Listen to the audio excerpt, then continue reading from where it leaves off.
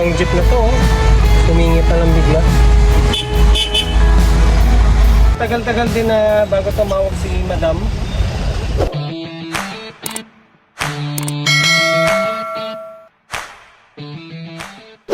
Kasi may biyahe tayo. Tumawag si Suki. At nagpapapick up siya ng saging ulit. So, dalawang balik daw.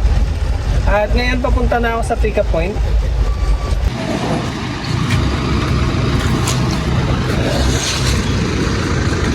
Sakit ng aking paa.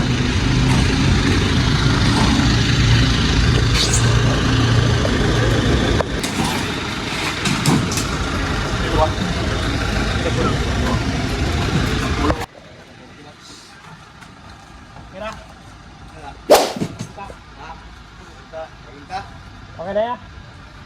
Okay, ano daw?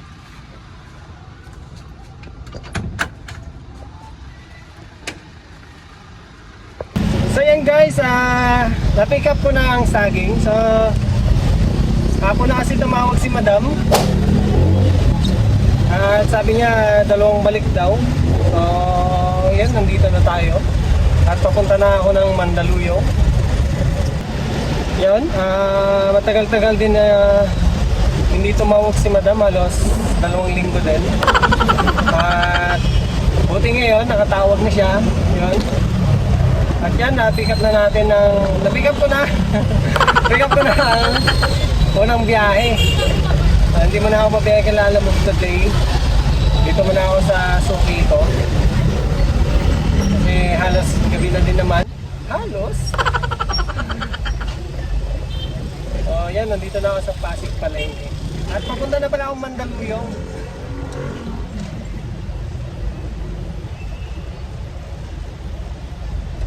Ako lang pala ngayon, ako lang. Wala akong kasama. You say slow down.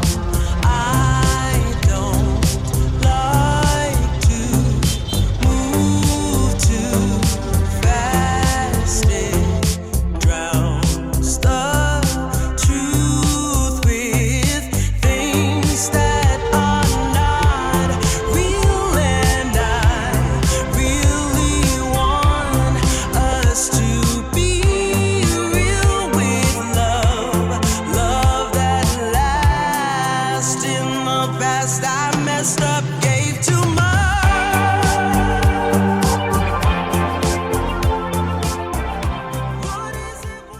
Nagtatanong dyan kung kumusta nga ba ang ating sasakyan, si Puton. Kung kumusta nga ba, kung ano ba ang performance ng Puton natin. So masasabi ko lang ay goods naman, good, okay. Isang taon na siya sa akin. Yan. Makikita naman natin na palagi ko pa din siyang ginagamit. Nakakabiyahe pa din ako ng maayos. Yan. Mga issue. May mga maliliit na issue. Hindi naman nawawala yan na pag may sasakyan ka. Kahit anong sasakyan. Ano pa ba? Yung hatak niya. Goods. Suabe. Lupit tong jeep na to, oh. Sumingit na lang bigla.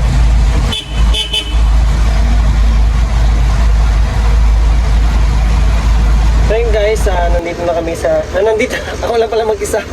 Kala may kasama ako. Lang kasama, oh. So nandito na ako sa Mandaluyong at yan, binababa na nila.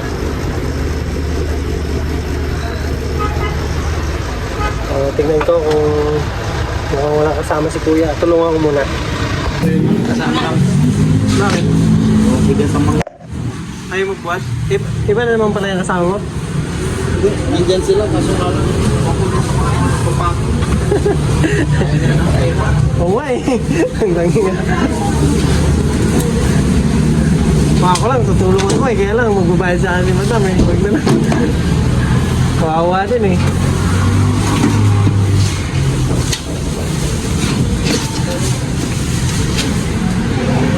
Pahinog na iba eh. No?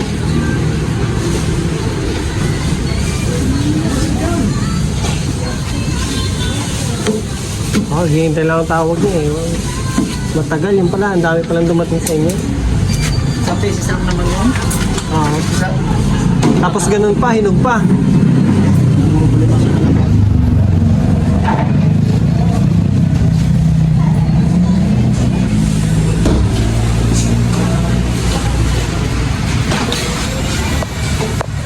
So yun guys, naibaba ko na yung unang biyahe. So pabalik na ako ng Pasig.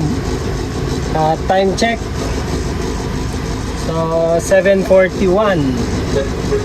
A few moments later. Okay guys, nandito na ako sa Pasig Palengke ulit. At ito na yung last na biyahe ko. Madilim na. Time check, mga 8 na yata. 8 na. Tignan natin.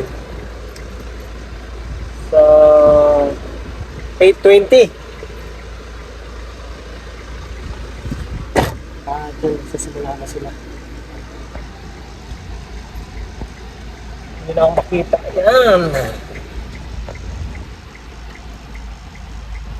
Pagkatapos nito ay uwi na ako. So ito lang talaga yung biyahe ko. Nasa bahay lang kasi ako kanina. Then, kasi si Lisel ngayon may sakit. Binabantayan ko. At yun, tumawag si Madam. Sabi may pick up daw. Sabi ko, puntahan ko na. Yun. Ayun guys, pag pinapanood mo sila magbuhat, kala mo magaan lang, kala mo madali lang. Yung last pick up ko dito dati, di ba? Ako nagsakay niya. Ang bigat pala. Bigat, na sakit ng balikat ko nun. Bigat yan, mabigat.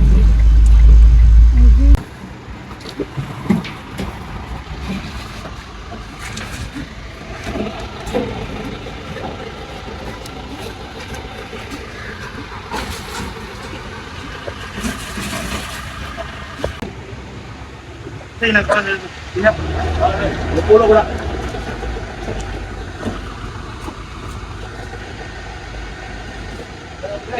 Sino pa? Babaya ko nihap.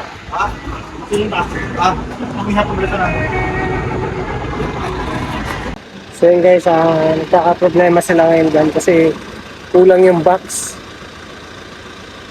Dapat 80 kasi yun, kulang ng isa. Ngayon, ang isang box pa naman, nasa 2,000 dun. Yung nahanap pa nila, hindi pa ako makakaalis agad. Dito pa din pinapaalam kay Madam kasi baka makita nila, at least, kung makita man nila, wala nang kay Madam, hindi niya alam na gano'n pala. Mamaya ko na lang sasabihin kay Madam na ganda yung sitwasyon. Mamaya pagdating ko doon. Kaya lang, pag hindi talaga nila nakita, ay kailangan ko nang tawagan si Madam. So yun guys, okay na. Kulang talaga ng isa. At natawagan ko na din naman si Madam. Nag-usap na sila. Okay naman din, talaga mabait si Madam. Hindi nagagalit. Kasi yung naalala ko yung dito sa may Pasig Palengke. Yung pag pick up ko nung last, dyan sa may Pasig Palengke din. Kulang isa. Nagalit talaga yung tao. Talagang pinabayad niya talaga doon sa sa tao, 2,000. Itong sa case ni Madam, hindi nagalit si Madam. Basta nakipag-usap lang siya na maayos. Yun. Talagang mabait talaga.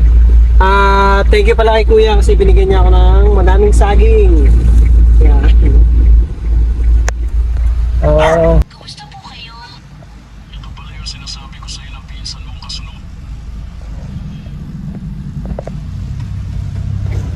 So yun guys, nandito na ulit ako sa Mandaluyong. So, yan binababa na nila.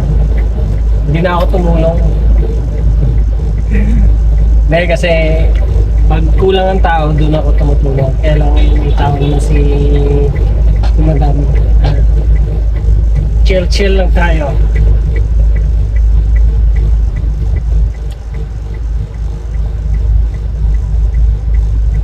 Pagkatapos ito, pag naibaba na nila, ay uwi na ako. So nagsimula pala ako kanina mga 6. Time check 9:25. Yan. Kaya pala hindi nagpa-pick up si madam nung last 2 weeks dahil may dumating pala dito na wing van. At binaba daw dito yung mga saging. So madami binaba dito. Kaya madami pa silang stocks. Kasi ang tagal ko naghintay. Akala ko kasi pinalimutan niya na ako. So, sabi niya, matumal daw ngayon matumal na sa akin. May mga stocks pa siya, wala pa siyang stocks doon. Tapos mga hinog na, kawawa naman nila. So, yun. At yun.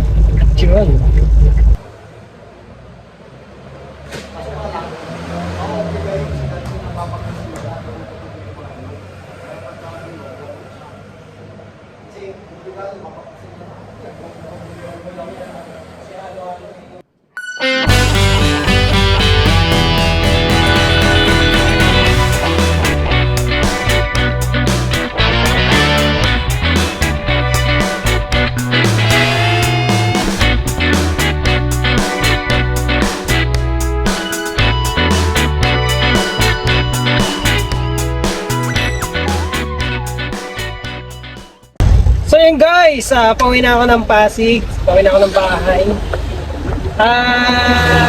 Natapos din. So, tumulong na ako. Kasi mag-iinom pa daw sila. Kaya gusto ko na din umuwi. Kaya tinulungan ko na sila. So, kaalis ko lang din dito sa palengke ng Mandaluyong. Hindi na tayo kukuha ng booking kilala mo. Dahil yung isang cellphone ko, naiiwan ko. Sa gabi na din. Oh, let's go! Let's go!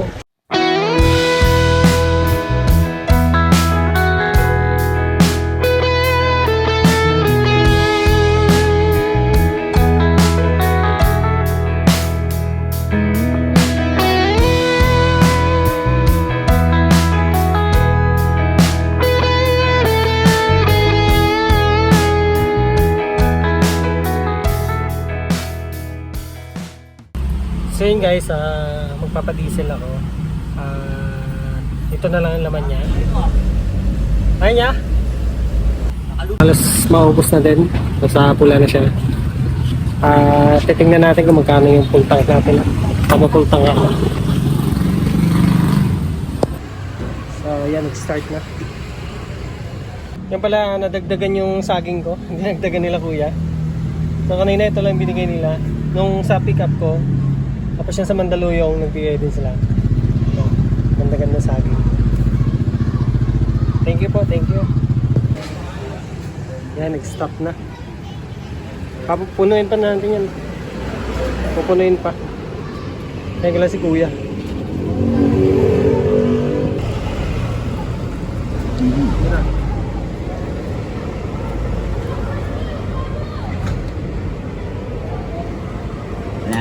Oh. Ano yun pa? Pwede yan, okay na. Pwede. 69 liters. Yan, full tank na. Oh goods, uwi na. Tapat sa'yo ticket para sa phone mo. Tapat ng guys mo.